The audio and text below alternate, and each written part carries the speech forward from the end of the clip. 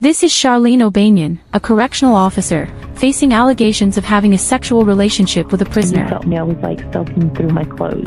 After catching wind of gossip from fellow guards who had spotted her and Jason Parker together, a probe was launched. Charlene believes she stayed unnoticed and slipped by, but what she's unaware of is that the investigators possess all the proof they require and are preparing to reveal and humiliate her in the most savage way imaginable. You got a lot of that head game.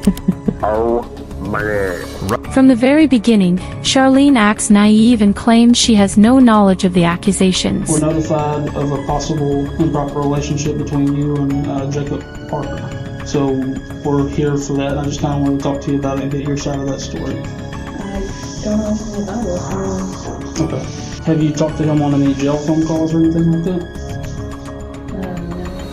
No. Not at all?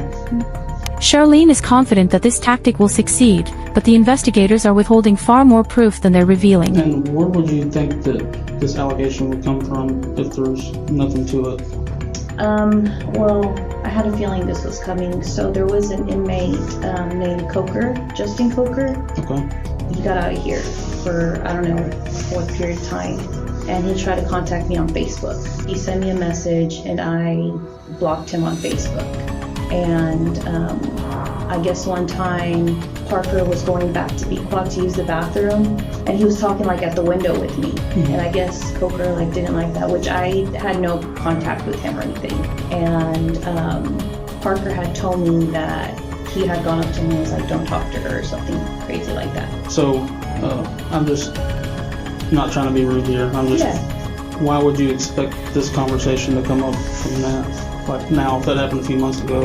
Charlene insists that the sole occasion she interacted with Jason was once near the prison restroom, and that a spiteful inmate sparked the gossip, but the investigator is ready to present some proof that immediately shows Charlene is concealing something.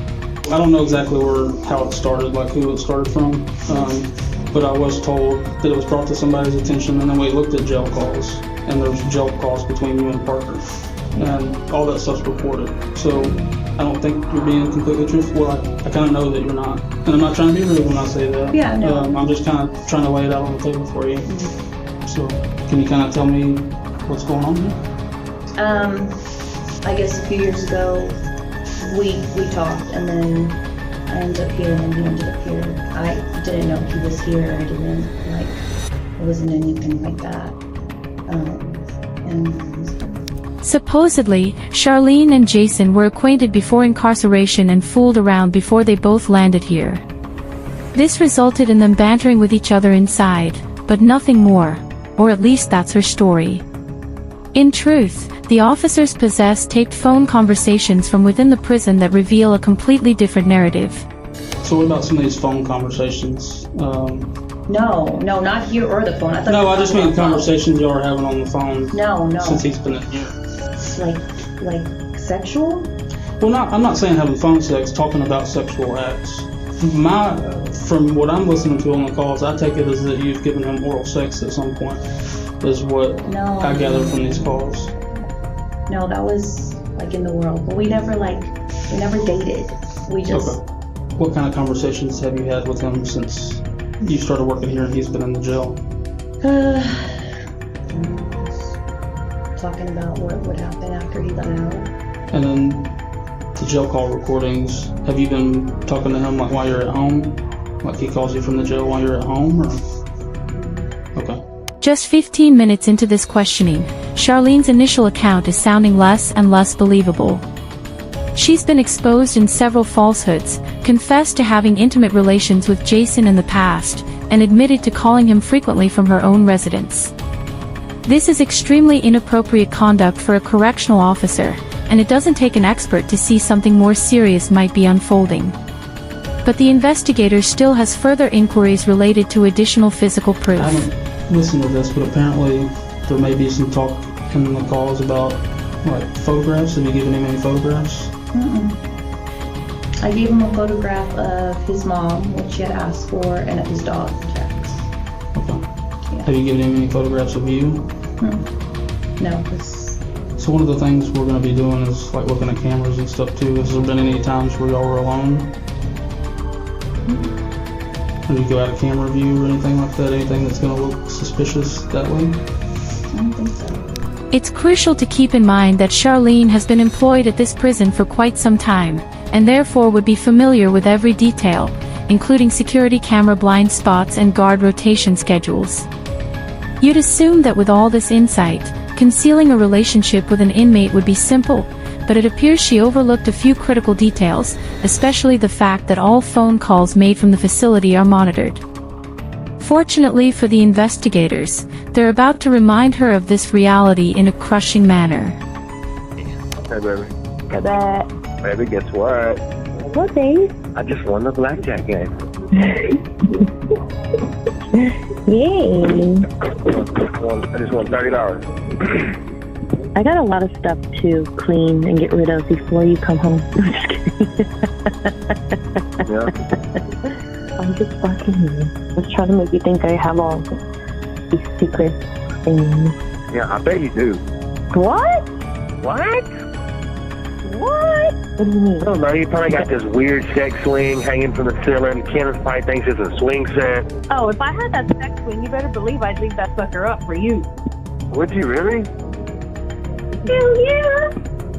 You'd let me put you in it? Yeah. With a gag bar and everything? Yeah, babe.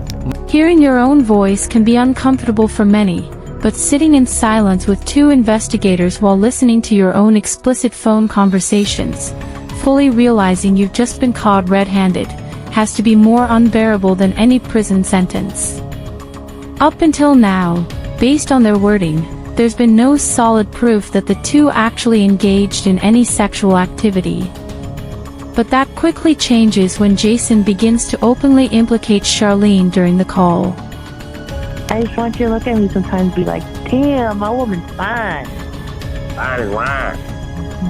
And you got a live ass fucking head game. Oh my god. It wasn't my best moments. I was just trying to get it done. Are you in bed? Don't even get me thinking about that because it makes me so horny. Like just going back and thinking about that. You get your horny? Oh yeah. When you felt me, I was like soaking through my clothes. Get very horny very easy. I always want to have Not sex. good. Like that's not even. Not good. I mean, it's not like I just like look at someone. I'm like, oh my god, I'm so fucking horny. No, like of course, like I only get horny for you. You can't see how that sounds from like my point of view. You look like a more recent thing than 3 years ago. No? The nerve she has to deny it even after hearing that phone call is genuinely astonishing, but to her credit, she's not backing down without a fight. The investigators press her, asking if she believes Jason would lie to protect her, yet she still holds firm, maintaining her version that everything between them occurred before prison. Technically, this explanation could still align with the phone call, but it's undeniably strange for the pair to be recalling events from over 3 years ago with such vivid detail, especially when earlier, she had trouble remembering anything specific about the relationship. You talk about how profound this was, like this giving him this blowjob was, but you like don't remember anything about it. It's like telling me something, but you're having trouble coming up with details about it. You know what I mean? Like if it's that I profound. mean, I gave him a blowjob. How do you describe a blowjob? I mean, is that Well, what I'm you not want to me know do? like about the blowjob. I'm just so if this is a You just said factual thing that happened 3 years ago, I feel like you kind of remember some stuff about it. Like I feel Yeah, I like, mean, like we said in the car, like when I asked you who was there, him of course, like when y'all met or whatever, and then when I asked like who else, you said it was like a bunch of friends, yeah. but like you can remember one I mean, I chick's was with name my after friend you Chris. think about it for 30 seconds. So Yeah, that's no. not making sense to me. You seem to have blanks in your memory when we get to certain details, but you remember being groped in the blowjob from 3 years ago. I find that hard to believe. Okay?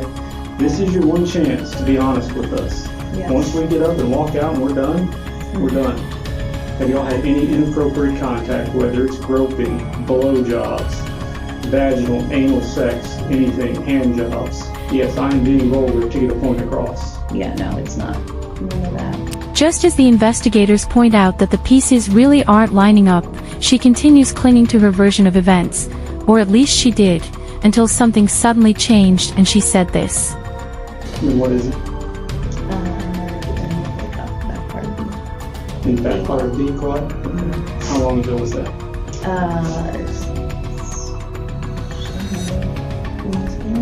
The secret's out, and Charlene has admitted the truth, but the situation is more complicated than it appears.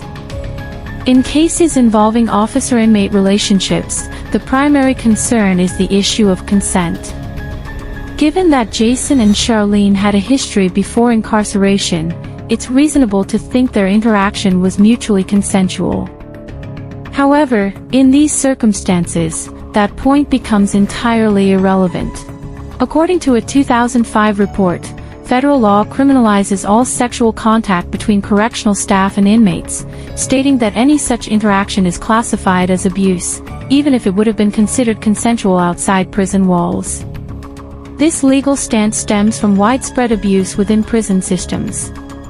Back in 1996, it was estimated that 12 to 14% of inmates had experienced sexual assault, with correctional officers rarely facing consequences. As a result, a zero-tolerance policy was implemented to curb mistreatment of inmates, a policy Charlene appears to have blatantly disregarded. I'm gonna ask, but I feel like I know the answer. I'm losing my job. So that's not really up to me. Internal Affairs is aware. Investigation is separate from ours because it's two totally different things. So What kind of charges, like? So it's illegal to have sexual contact with an inmate as an employee. So I said the ball kind of being recorded, but I'll let you know as soon as I hear something. I mean, should I go to jail? That's up to the DA's office. As it turns out, Charlene would lose her position, and the only time she'd ever set foot in a jail again would be to serve the 100-day sentence handed down after she was found guilty of engaging in sexual activity with someone in custody. Undercover FBI operatives possess greater authority than nearly any other enforcement body, including local law enforcement. But what occurs when covert FBI personnel are detained by officers who are unaware? Down now! You guys are making a big mistake. Here are 4 instances of this occurring, beginning with the incident involving Operative Hernandez in the early morning of December 6, 2016. Gunfire was reported echoing through a Grand Rapids parking area, targeting a law enforcement official. A squad of armed personnel hurried to neutralize the danger, but they encountered something entirely unforeseen. You want us on them? Okay. Give me this one.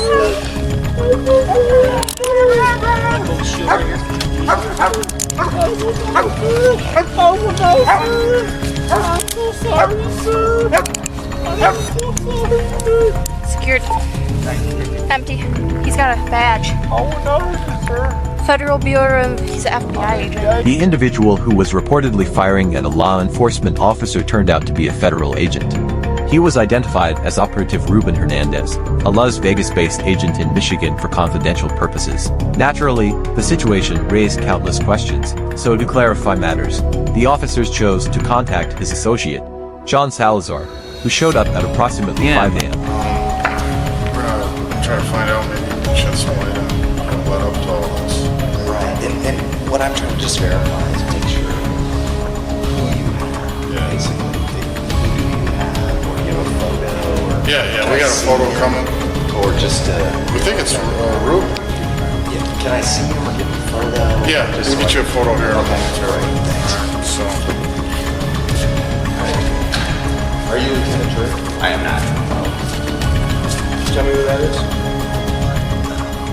Oh my gosh, okay, that is Ruben Hernandez. John gets verification that the individual they detained is indeed his colleague Ruben, certainly not the revelation he anticipated at 5 in the morning. Man, what, is he okay? Like, what happened to his face there? yeah, he looks scuffed up, but, that wasn't done here by us. That was before they got so we'll make sure he gets checked and everything. Do we want to get info? Yeah, we'll find out. He wanted to see a picture before he talked to us. Okay. While everyone waits for a superior officer to show up, 2 of the officers choose to step aside and have a private discussion.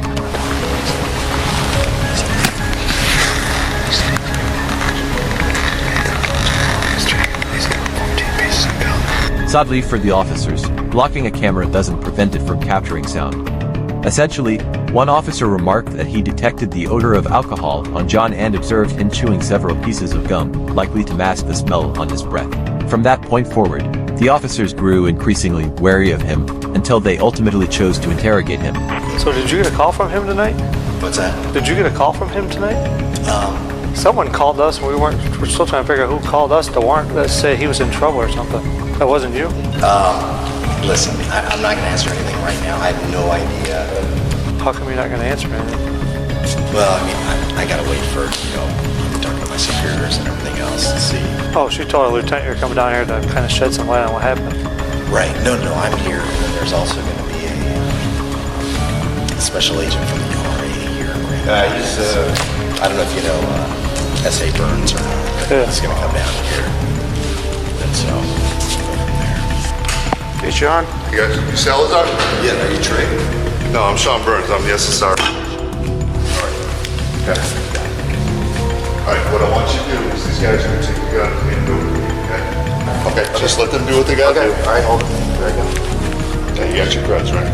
Yeah, You can hold on to that. I'll just take this. At this stage, the officers opt to hold John on suspicion of driving under the influence, so they confiscate his weapon and escort him into a room equipped with a breathalyzer. Need you to seal your lips and blow and tell the beeps. All right, you ready? Yep, seal your lips and blow.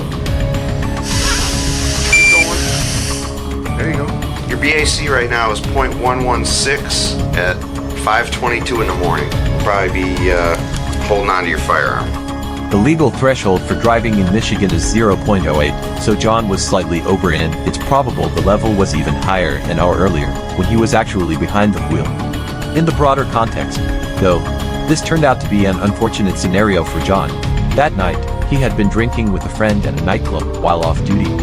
It wasn't until he returned to his hotel that the local police contacted him to confirm the identity of his arrested partner. Clearly, John shouldn't have driven to the scene, but it's understandable how he might have made that decision under such intense pressure. Aside from the body cam concealment, the officers managed the situation quite well. However, the same can't be said for the police in the next incident, who demonstrated exactly what not to do when encountering an undercover federal agent. Run your body cam? I am now, because I don't know how legit you are at the moment.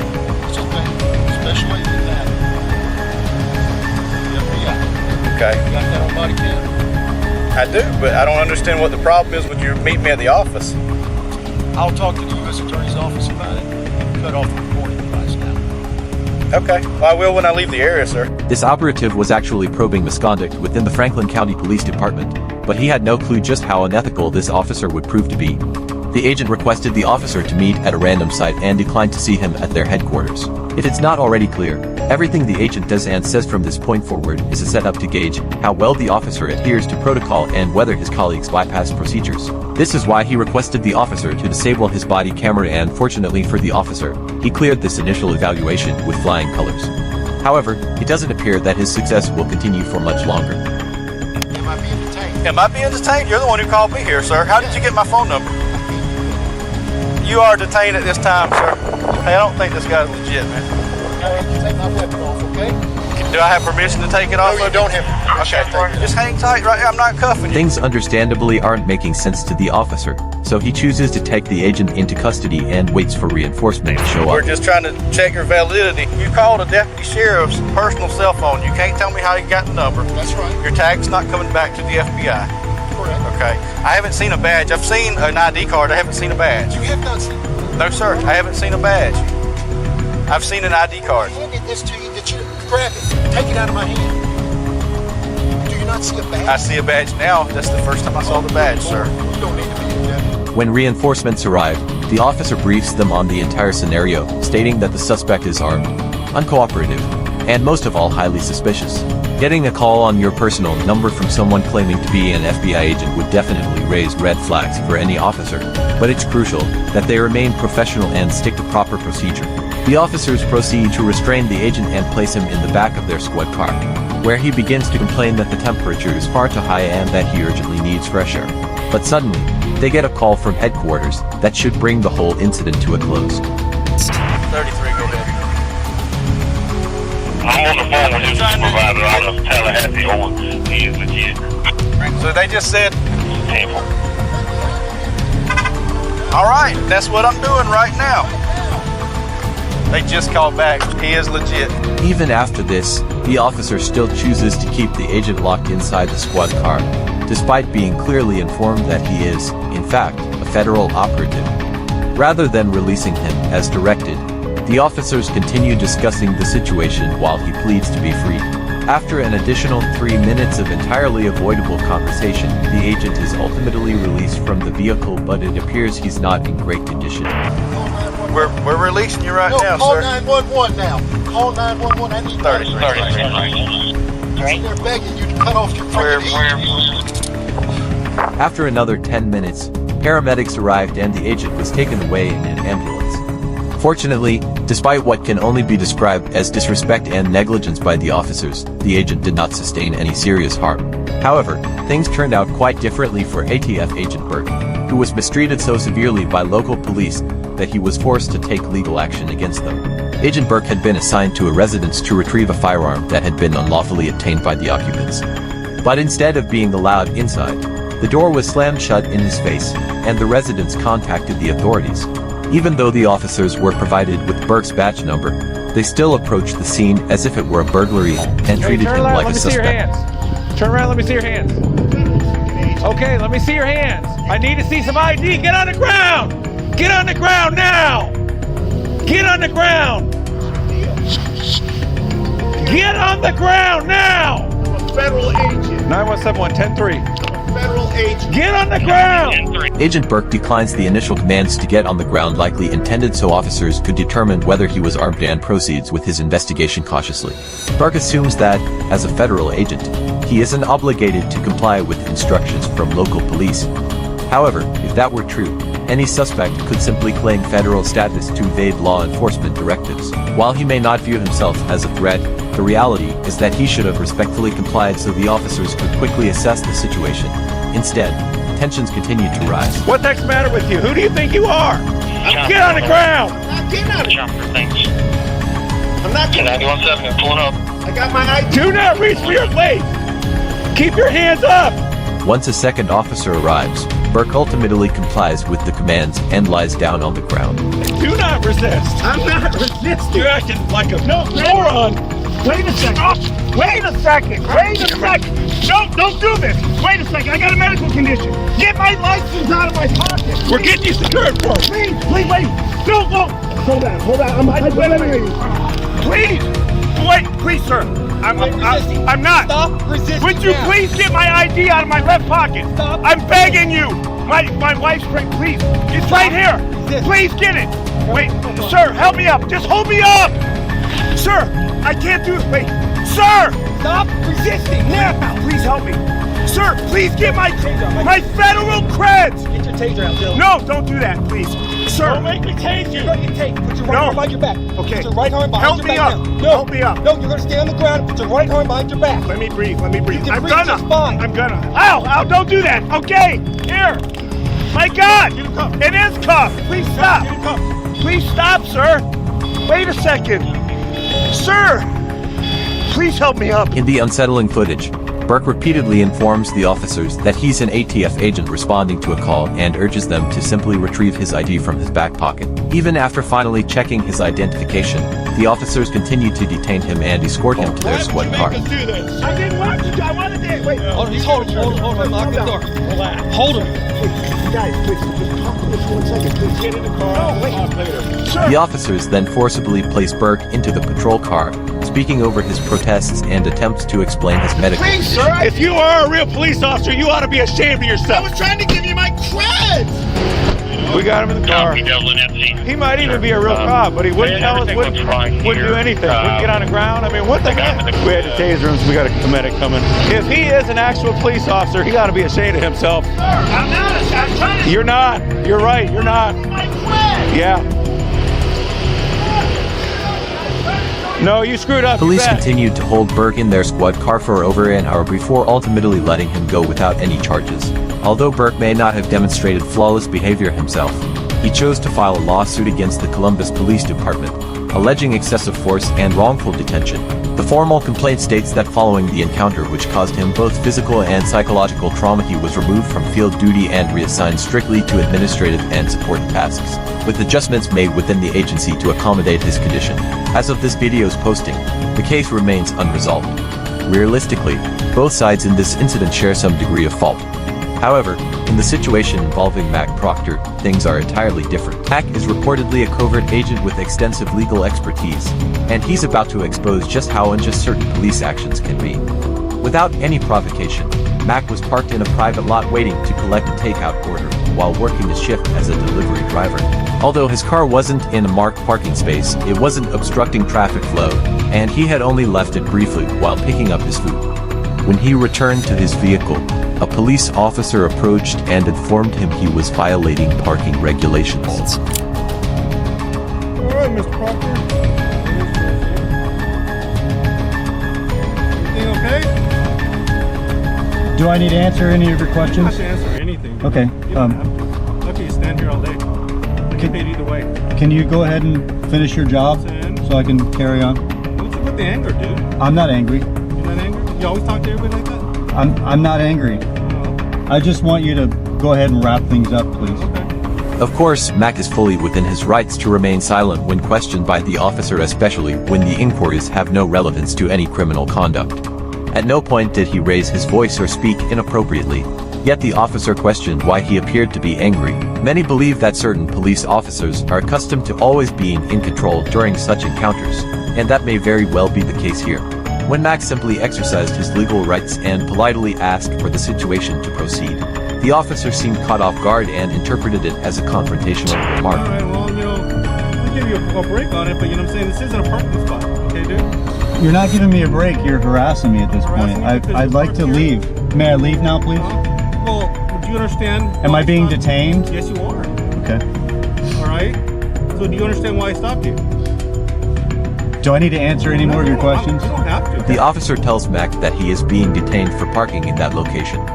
However, to legally issue a citation for a parking violation, one must be in breach of either local, state, or federal regulations such as occupying a handicap space without the appropriate permit. Mr. Proctor, can I just give you your stuff so you can leave? Can you? I can, but you're the one. I would have let you go a long time ago. What do I need to do for you to hand me my documents so I can leave? I'll get you right now. I just want to know that, that you're okay, because usually I don't give people all... What do I need to do for you to hand me my documents so I can be on my way? You're okay. I don't need to answer any of your questions. I'm trying to say that... You're trying to display your power to me right now. I'm concerned about it. Is there a problem to be concerned about another human being? You have no reason to be concerned about me. So it's okay then. You're okay then. You can hand me my documents and I can be on my way, or we can... Okay. You're not gonna... Okay, here, I'll tell you what. I'm gonna take a chance on you, right here. Mr. Proctor, you got everything's cool, alright? We're blocking traffic here, your stuff. Mac was ultimately allowed to leave without any further issues, but the encounter raises concerns about why he faced additional complications after merely invoking his Fifth Amendment rights. In fact, it's puzzling that the entire situation occurred at all. If the officer had truly seen Mac's vehicle blocking traffic, the matter could have been easily resolved by politely asking him to relocate the car and letting him continue with his day. Instead, the officer chose to detain Mac, preventing him from moving the vehicle and leaving it in the exact spot supposedly obstructing traffic. The officer later discovered that Mac wasn't even a federal agent or official. He simply demonstrated how crucial it is to be informed about your legal rights.